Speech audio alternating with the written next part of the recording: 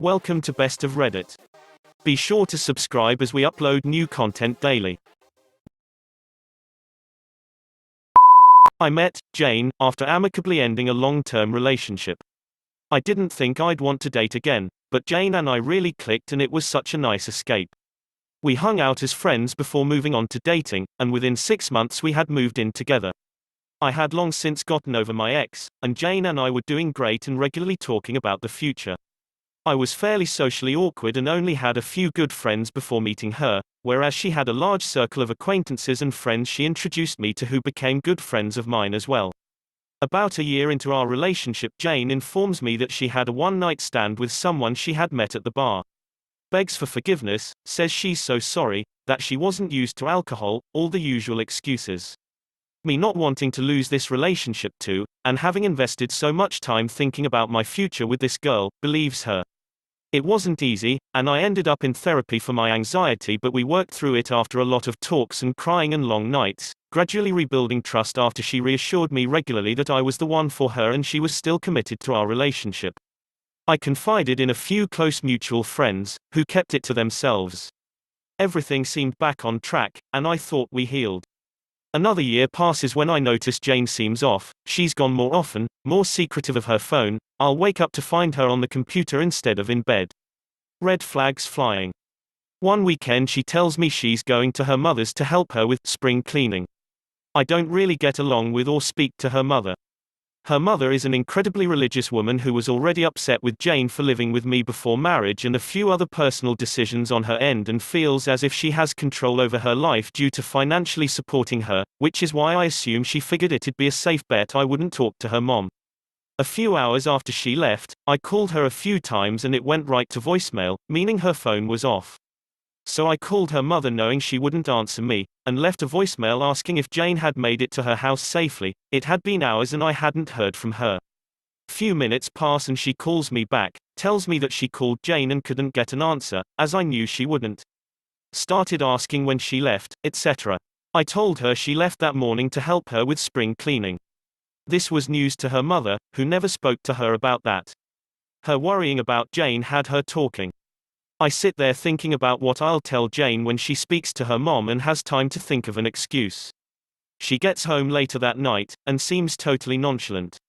Turns out her phone is still off, so she hasn't even gotten the calls from me or her mom yet. Perfect.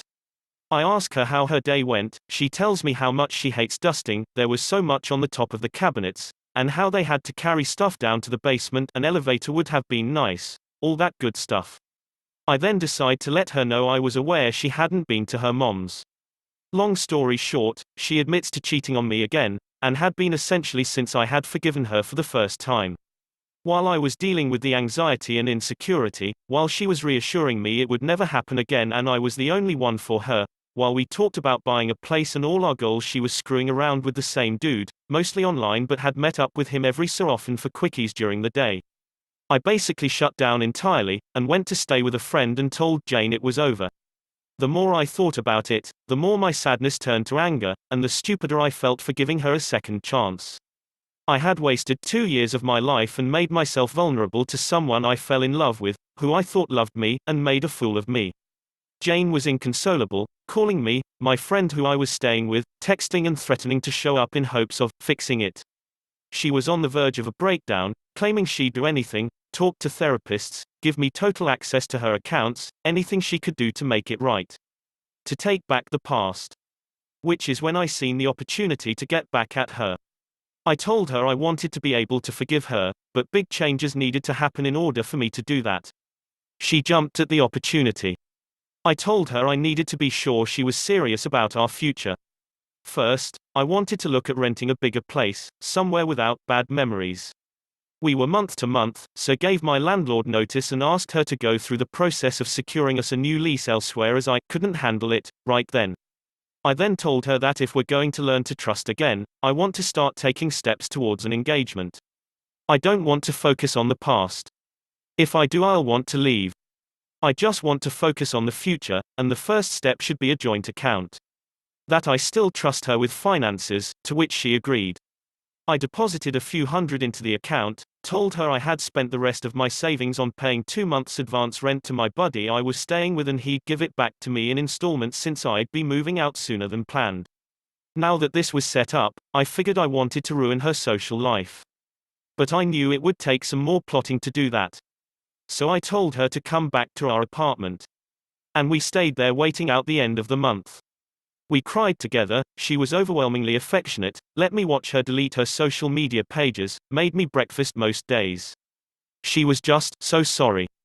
I wanted to scream at her so badly, but instead I'd ask for comfort and reassurance, and play the wounded animal.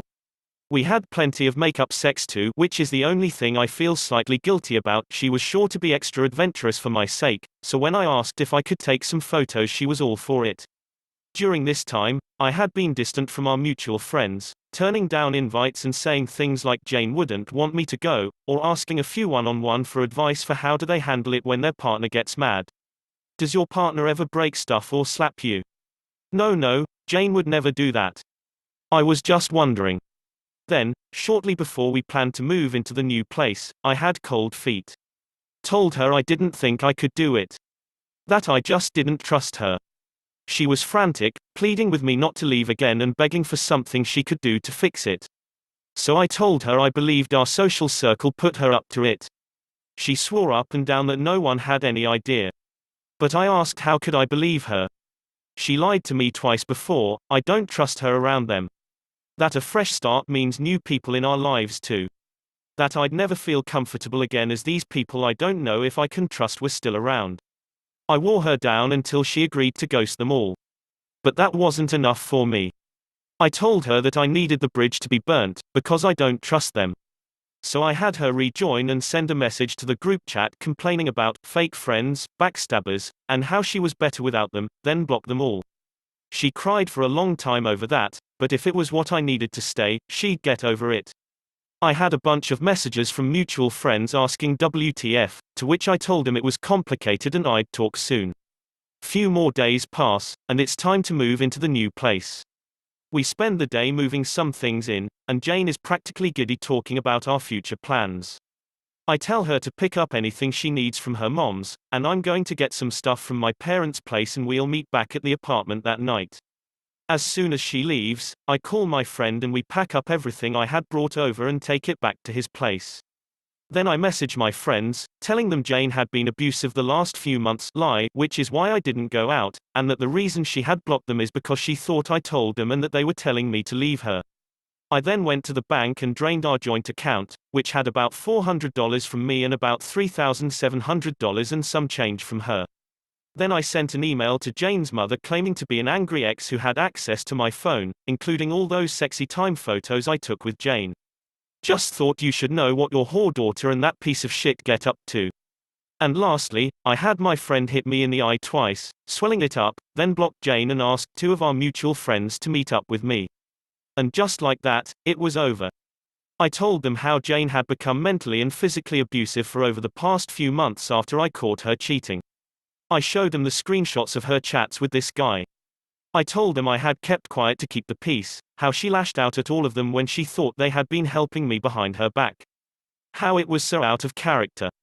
How she threw a remote at me and swelled my eye when we were moving, and that's when I knew I needed to leave, and why I needed to take the money to get to safety. Jane showed up to my friend's house looking for me, while he told her I had moved and would call the cops if she showed up again while I hid upstairs. Heard how she frantically tried to find me to figure out what was happening and reached out to our mutual friends to make amends and tell him it was all my idea, only to discover the ones I had been talking to and subtly alluding to being abused for weeks, as well as the ones who remembered me coming to them after the first time she cheated, and the ones who had seen my eye, had passed along the information to her entire social circle, and she was met with threats, insults and being ghosted by everyone she knew. How she told the last mutual friend she spoke to before he ghosted her that her mother had said she'd pray for her, and cut her off financially for living an unhealthy lifestyle, until she can smarten up, after seeing the photos, which she can't prove I've ever sent as her mother certainly wouldn't have kept them, and that she's severely depressed. She's trapped in a 6-month lease with zero money, no friends to rely on, and no one to help her stay afloat aside from maybe her former fling should she run to him. I'll be using her money to cover rent on a new apartment for myself, and bought my friend a nice gift for being my accomplice in this. I plan to stay in therapy, both to get over this and to work through my feelings and how low I stoop to get revenge, as I don't want to carry this negativity with me in the future. After that, I plan to relearn how to be single and enjoy life on my own, with the friends I inherited to keep me company.